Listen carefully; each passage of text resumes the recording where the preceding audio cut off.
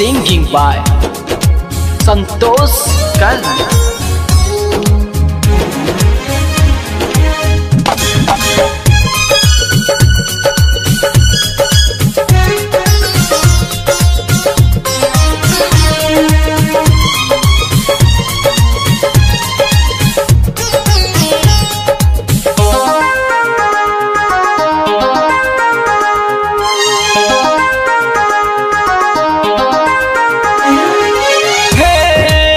चमेली मैया शरण में बुला लिया,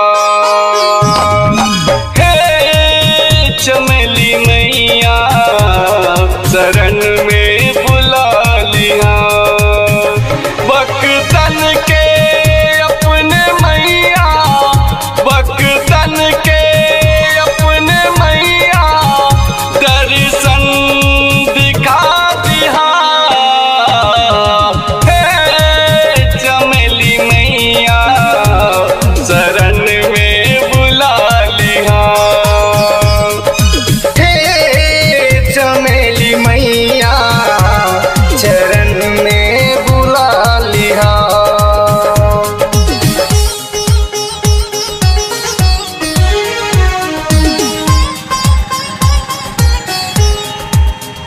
भक्तन के भक्ति जग में इतिहास भागले,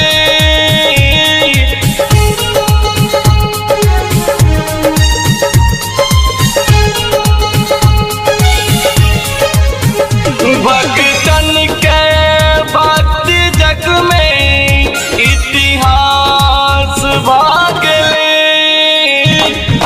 माई के चरण ऐसन ओ खो गइल,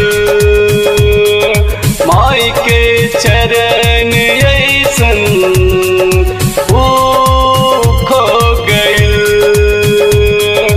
संकट समय में माई के करीले सुमिरन, संकट समय में माई के करीले सुमिरन। हे चमेली मैया शरण में बुला लिया,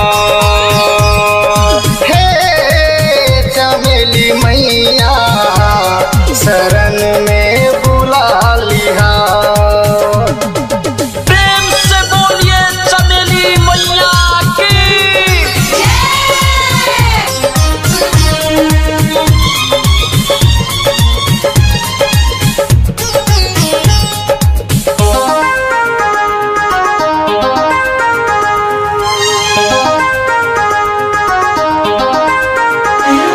सालमपुर में दूर दूर सा जुटैया भात लो, सलेमपुर में दूर दूर सा जुटैया भात लो।